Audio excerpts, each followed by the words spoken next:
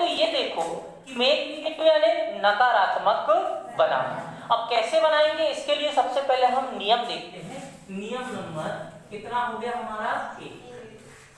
अब नियम नंबर 1 में क्या है, सिंपल सी बात है। नियम नंबर हमारा 1 क्या कह रहा है कि जब वाक्य में सहायक क्रिया, अब ये सहायक क्रिया कौन कौन सी हो सकती है, देखो जरा। सहायक क्रिया या तो क्या होगी, या तो क्या होगी, या तो क्या होगी, या तो क्या होगी, या तो क्या होगी, ठीक है, या तो होगी हैज, या तो होगी हैव, या तो होगी विल, या तो होगी। अब मैं ईटीसी अर्थात आदि बोल रहे हो तो ठीक है, इनके बाद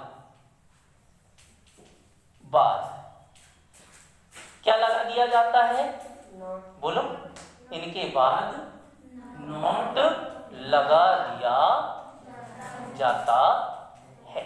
ये हमारा नियम नंबर कौन सा हुआ, फर्स्ट।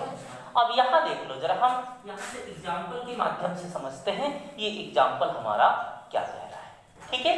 तो देखना, एक, Sarita is dancing on the stage. Sarita कहां पर नृत्य करती है, स्टेज पर नृत्य करती है। अब मुझे ये बताओ, हमारा नियम नंबर 1 क्या कहता है कि जब वाक्य में सहायक क्रिया जैसे कि क्या हो, इज हो, एम हो, आर हो, बास हो, बियर हो, हैज हो, हैव हो, विल हो, से आदि हो, तो इनके बाद क्या लगा दिया, क्लियर, और क्या बन जाएगा आपका नेगेटिव। चलो आंसर देखते हैं जरा, क्या बनता है हमारा आंसर, ठीक है। तो हमको क्या ढूंढना है, हमको ढूंढना है सहायक, ठीक है, क्रिया, और उसके बाद क्या लगाना है, नॉट। तो क्या हो जाएगा, बोलिए जरा, Sarita is not dancing on the stage, ठीक है, क्लियर हुआ। अच्छा, दूसरा एग्जाम्पल, कोई भी एक एग्जाम्पल चाहो तो आप भी बोल सकते हो। क्या बोल सकते हो कि जैसे अपन ने बोले कि भाई राम इज रीडिंग। अब राम पढ़ रहा है, क्या पढ़ा, तो कोई भी पुस्तक, तो अब हम इंग्लिश ही पढ़ रहे हैं, तो राम इज रीडिंग क्या भाई, इंग्लिश, ठीक है। तो अब बताइए इसका मेक नेगेटिव क्या होगा, जल्दी से बोलिए। कैसे पहचाने बेटा हमने, तो इसके बाद क्या लगा देना हमको, तो हमारा आंसर हो जाएगा Ram is not reading English. चलो क्लियर हो गया आपको।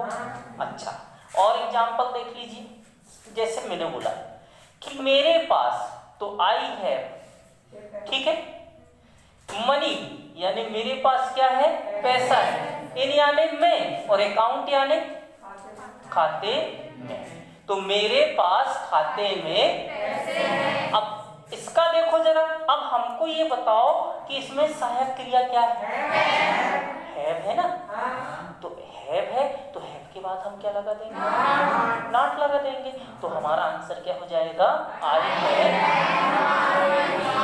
नॉट मनी इन, ठीक है, अकाउंट। इसका मतलब क्या हो गया कि मेरे खाते में पैसा नहीं, ठीक है। जैसे और देख लो, चौथा देख लेते हैं अपन यहीं से, ये चौथा, ठीक है, तो ही हैज, उसके पास है, ठीक, ए स्प्लेंडेड हाउस, उसके पास भव्य क्या है, मकान है, घर है। तो अब मुझे ये बताओ इसका आंसर क्या बनेगा, ही हैज, ठीक है, not a splendid house, clear. तो नियम नंबर 1 समझ में आया आप लोगों को। अब हम नियम नंबर 2 में चले, यानी कहने का मतलब कि हम नियम नंबर 2 क्यों बना रहे हैं भाई, पता चला एग्जाम्पल में ये सहायक क्रिया ना हो तो ऐसी स्थिति में हम फंस जाएंगे ना। तो चलो नियम नंबर कौन सा? 2। तो नियम 2। अब नियम तो हमारा क्या बोलेगा, तो हम पहले देख लेते हैं कि जब वाक्य में कौन सी क्रिया भैया? सहायक क्रिया ना हो तो मुख्य क्रिया के अनुसार, किसके अनुसार? मुख्य क्रिया के अनुसार नाट लगाते हैं। अब जरा देखना कैसे, तो हम यहीं से भाग नंबर 1 कर देते हैं। ठीक है, मुख्य क्रिया का प्रथम रूप, मुख्य क्रिया का प्रथम रूप में, ठीक है, क्या लगता है भाई हमारा? Do not. क्या लगता है? अच्छा। नंबर 2, मुख्य क्रिया में एस या ईएस हो तो ये लगता है क्या? Does not. और मुख्य क्रिया से एस या ईएस हटा देते हैं। क्लियर? अब थर्ड, मुख्य क्रिया का द्वितीय रूप हो तो, चलो यहां ध्यान देना, क्या लगता है? डिड नॉट लगता है। और मुख्य क्रिया का प्रथम रूप लिखते हैं,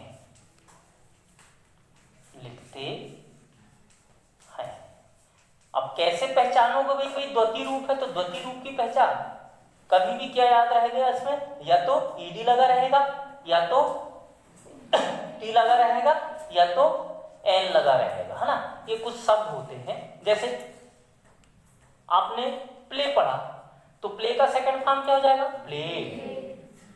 ठीक है। स्पेंड यानी खर्च करना, उसका द्वितीय रूप क्या हो जाएगा? स्पेंड। नो यानी जानना। ठीक है, तो ये थोड़ा सा याद रख लेना। या फिर यदि एन नहीं लिखना चाहो तो ये सिर्फ 2 ही लिख सकते हो। ठीक है, यहां तक क्लियर? अब इससे संबंधित अपन क्या देख लें? एग्जाम्पल नंबर 1 में देखो, यू बॉट यानी उसने, या यू बॉट यानी तुमने या आपने खरीदा। एक कार यानी एक कार। तो अब मुझे ये बताओ, क्या इसमें सहायक क्रिया दिख रही है क्या? Is, am, are, was, were, will, shall, has, have, कुछ दिख रहा है क्या? तो हम फंस गए ना। तो अब हमारा पहला नियम यहाँ पर काम नहीं करेगा। तो इसके लिए अब नियम नंबर कौन सा लगेगा हमारा? तो दूसरा नियम में देखो कि मुख्य क्रिया के अनुसार क्या लगाते हैं भाई? नॉट लगाते हैं। यानी मुख्य क्रिया का प्रथम रूप हो तो क्या लगा देते हैं? Do not. और मुख्य क्रिया में एस एस हो तो डज नॉट। क्या यहाँ पर आपको मुख्य क्रिया में एस एस दिख रहा है क्या? तो इसका मतलब ये हमारा नियम नंबर 2 यहाँ से कैंसिल। क्या क्रिया का ये प्रथम रूप है क्या? वॉट यानी खरीदना। खरीदना को इंग्लिश में बोलते बाई, बी यू बाई। प्रथम रूप है क्या? तो अब तीसरे में बचा अपना कि मुख्य क्रिया सेकंड रूप में हो। या 2 पहचान बताए, या तो ईडी हो या तो टी हो। तो देखो जरा क्या है? ई है। इसका मतलब कंफर्म हो गए हम कि ये कौन सा रूप है? ठीक है, द्वितीय रूप है मुख्य क्रिया का। तो हम क्या लगा देते हैं? और डिड नॉट लगाकर मुख्य क्रिया का कौन सा रूप लिखते हैं? प्रथम रूप लिखते हैं। तो देखो जरा आंसर में क्या बन जाएगा? तो आंसर में बन जाएगा यू। ठीक है, फिर उसके बाद डिड नॉट। ठीक है, और क्रिया का प्रथम रूप क्या होगा? और ए हमारा क्या हो जाएगा? नेगेटिव। क्लियर हुआ कि नहीं? जल्दी से बताएं। अच्छा, दूसरा में आओ, राम, देखना क्या लिखा है? प्लेस। तो राम प्लेस लिखा है। तो अब मुझे ये बताओ, इसमें क्या लगा? S E S. और एस ई एस रहता है तो क्या लगाते हैं अपन? तो हो जाएगा राम डज नॉट। और फिर मुख्य क्रिया से एस या ईएस हटा देते हैं, तो क्या हो जाएगा बोलो? Ram does not play cricket in the ground. Clear हो गया भाई? अच्छा, अब देखो आई प्ले क्रिकेट मीन्स, क्या इसमें ऐसी एस है क्या? नहीं। क्या इसमें ईडी और टी है क्या? नहीं। इसका मतलब क्रिया का कौन सा रूप है? ये प्रथम रूप, और प्रथम रूप हो तो क्या लगता है? देखिए जरा, क्या लगता है? क्लियर? तो क्या हो जाएगा आंसर जब बनाएंगे तो? I do not play cricket match. Clear हो गया भाई? अच्छा, अब इसके बाद देखो, ये एग्जाम्पल बहुत बार पूछा गया है बोर्ड परीक्षा में कक्षा 10वीं में, ठीक है? तो जॉन डिड हिज वर्क, तो बच्चे लोग क्या गलती करते हैं इसमें? भाई डिड नॉट लगाना है, क्या लगाना है? तो वो क्या कर देते हैं? John did not his work. ये गलत है। यहाँ पर डिड मुख्य क्रिया की तरह काम कर रहा है। किसकी तरह? किसी की डू, डिड और डन, यही होता है।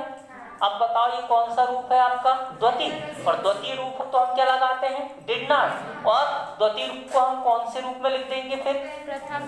क्या हो जाएगा आंसर में? देखिए जरा, John did not do his work. Clear हो गया? अच्छा, अब इधर आ जाओ, वैशाली डस रॉन्ग वर्क, यानी वैशाली गलत काम करती। तो चलो, क्या है इसमें? डस है डस। तो जब आंसर बनाएंगे तो क्या लिखना पड़ेगा? वैशाली डस नॉट, और जे डस का एम बदल जाएगा डू में, क्योंकि हमने लिखे मुख्य क्रिया से एस या ईएस को तो जे हट गया, तो क्या बचा? डू। तो Vaishali does not do wrong work. चलो, समझ में आया कि नहीं? जल्दी से बताइए। नियम नंबर 2। अच्छा, कोई बता सकता है? एक एग्जाम्पल बोल रहा मैं कि the farmer killed the snake. The farmer killed the snake, बताओ क्या होगा इसका आंसर? हाँ, the farmer did not kill the snake. आ गया समझ? अच्छा, ये नियम नंबर 1 और नियम नंबर कौन सा हुआ? 2। ठीक है, एक मैं वैसे ही बता देता हूँ आपको। देखना, ये नियम नंबर कौन सा भैया? 3। कौन सा? 3। ऐसे ही सिंपल सा बता दे रहा हूँ एक एग्जाम्पल लेके, कि कुछ वाक्य बिना नॉट लगाए निगेटिव बन जाते हैं। निगेटिव बन जाते हैं। अब कैसे बन जाते हैं देखना जरा, यहाँ पे एग्जाम्पल देख लें अपन। तो जैसे एग्जाम्पल देखना, हाँ एग्जाम्पल, चलो ठीक है, एग्जाम्पल, ठीक है, पक्का? तो देखो, ही ऑलवेज, ऑलवेज यानी हमेशा, तो ही ऑलवेज यानी वह हमेशा। स्पीक, स्पीक यानी बोलता है, ठीक है। ही ऑलवेज स्पीक, ठीक है, ट्रुथ, तो वह सदैव क्या बोलता है भाई? सत्य बोलता है। तो इसका विरुद्धार्थी क्या होगा? वह कभी सच नहीं बोलता। तो कभी नहीं के लिए इंग्लिश में एक शब्द है नेवर। क्या होता है? तो ये ऑलवेज को हटाओ और इसके स्थान पर क्या लगा दो? नेवर। तो आंसर क्या बन जाएगा? देखिए जरा आंसर, ही नेवर स्पीक, ठीक है, ट्रुथ। अब मुझे ये बताओ कि इसमें हमने नॉट लगाया क्या? नहीं। फिर भी क्या बन गया ये? देखो, वह हमेशा सत्य बोलता है, और इसका मतलब ही नेवर स्पीक ट्रुथ, वह सत्य कभी नहीं बोलता। चलो, इस ग्रामर का भी नाम क्या है? मेक गेटिव, यानी प्रश्नवाचक वाक्य बनाना, ठीक है। अब जरा ध्यान से समझना, कुछ नहीं करना, इसमें कोई नियम मत लिखो, डायरेक्ट हम लिख देते हैं सूत्र। क्या लिख देते हैं? सूत्र नंबर 1, सबसे पहले लिखेंगे अपन क्या? सहायक क्रिया। क्या लिखना अपने को? सहायक क्रिया। फिर उसके बाद लिखना अपने को क्या? कर्ता। मुख्य क्रिया, धन शेष वाक्य और धन प्रश्नवाचक चिन्ह। ठीक है, तो चलो देख लो, सिर्फ इतना सा याद रखना है आप लोगों को। एग्जाम्पल नंबर 1 देख रहे हैं, ठीक है। चलो करें अपन। चलो, Sita is dancing in the stage. Sita कहां पर डांस करती है भाई? अब इसका प्रश्नवाचक बात क्या होगा? क्या सीता स्टेज पर डांस? यही होगा ना। तो अब कुछ नहीं करना है, सहायक क्रिया। तो सहायक क्रिया क्या है इसमें? तो देखना जी, इंट्रोगेटिव बनेगा जी। बोलो बोलो, इज। फिर उसके बाद कर्ता, कर्ता कौन है? तो इज सीता। फिर उसके बाद मुख्य क्रिया, तो डांसिंग। ठीक है, इन द स्टेज और लास्ट में। तो क्या सीता स्टेज पर डांस? क्लियर? अच्छा, दूसरा लिखना आप। तो यू बाट, बोलो, ए का। अब मुझे ये बताइए कि जब आप इंट्रोगेटिव बनाओगे इसमें, तो आपको तो सहायक क्रिया नहीं दिख रही। जब सहायक क्रिया नहीं दिख रही तो आप क्या करते हैं? मुख्य क्रिया देखते हैं। यहाँ मुख्य क्रिया देखो जरा किस रूप में है? द्वती। और द्वती रूप में रहता है तो क्या लगता है? डिड। तो क्या हो जाएगा? फिर बाय, ए और लास्ट में प्रश्नवाचक चिन्ह। ऐसे ही बोलिए। तीसरा बोलो, कोई भी एक एग्जाम्पल ले लो यहां से। क्या ले लें अपन? ये ले लिया अपन ने, ठीक है। तो बोलो,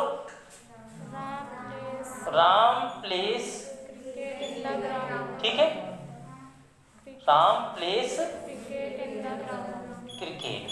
ठीक है, तो बोलो जरा इसका इंट्रोगेटिव क्या हो जाएगा? हाँ, डज, हाँ, राम प्ले क्रिकेट और लास्ट में। तो बन जाएगा कि नहीं बन जाएगा? जल्दी से बताओ। और आप होमवर्क चाहो तो इन्हीं को रख लेना।